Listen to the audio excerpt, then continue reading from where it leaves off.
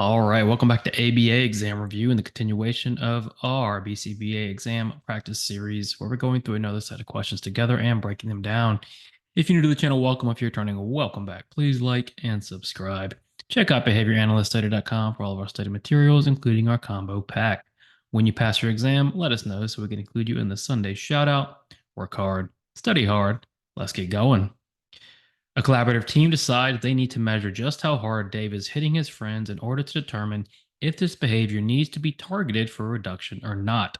To best gather data that meets the team's goal, what should they measure? Pretty straightforward measurement question to start. With measurement questions, we want to think about what is our goal and how are we going to accomplish that goal through measurement. Measurement follows goals, not the other way around. So you're going to pick your measurement based on what you're trying to achieve and what you're trying to learn. In this case, the team wants to measure how hard Dave is hitting. The key words here are how hard.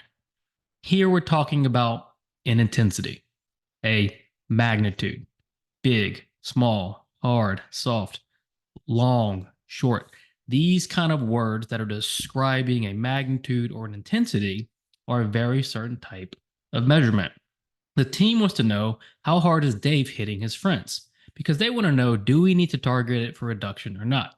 Because topographically, he could look like he's hitting his friends hard, but if it's playful or if it's just out of jest, he's joking around, that's very different than him physically assaulting his friends, to put it like that, right? And so that's what his team wants to know.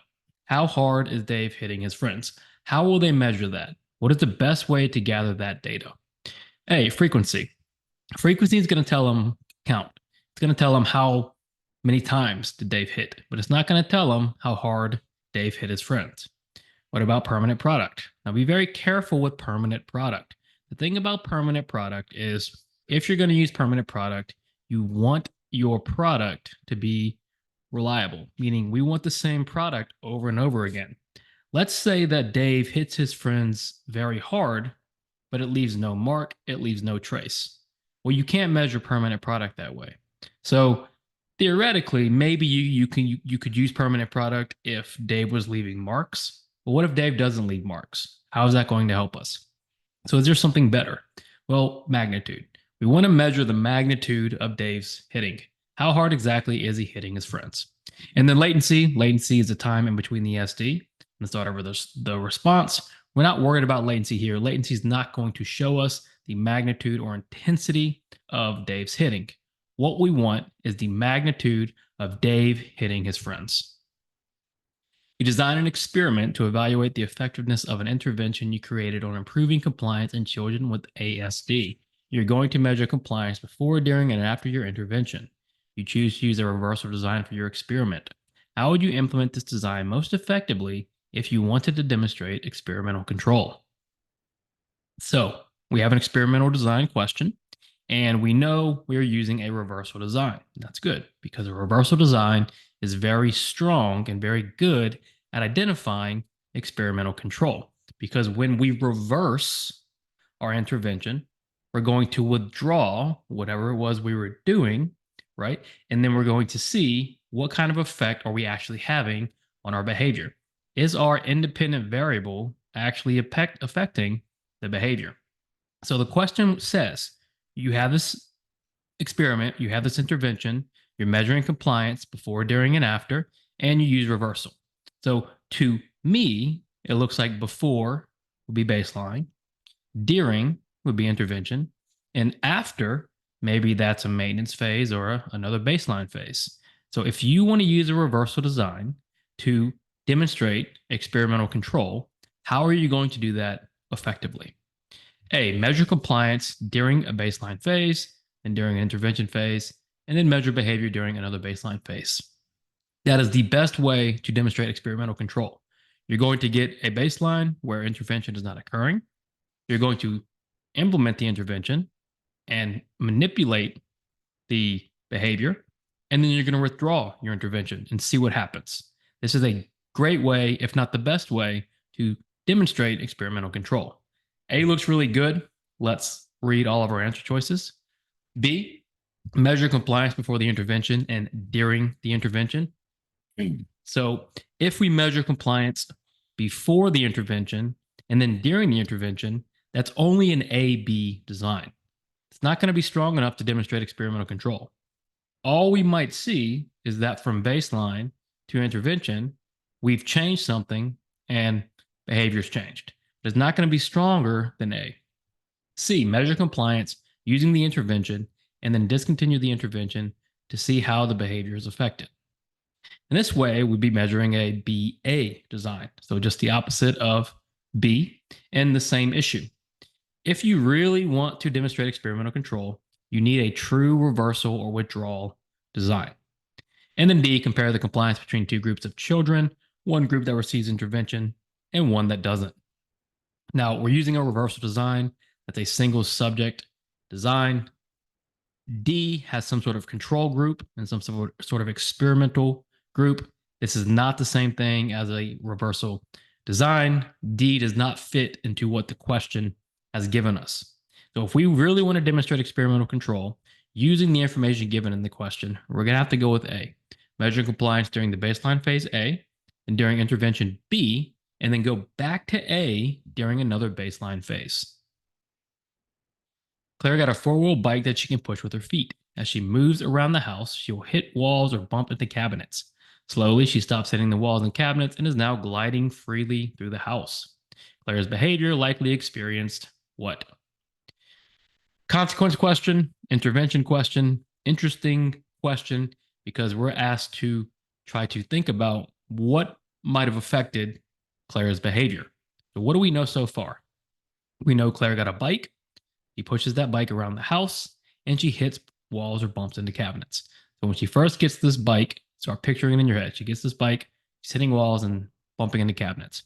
Now, after a while, she stops hitting those walls and cabinets. So that behavior is decreased.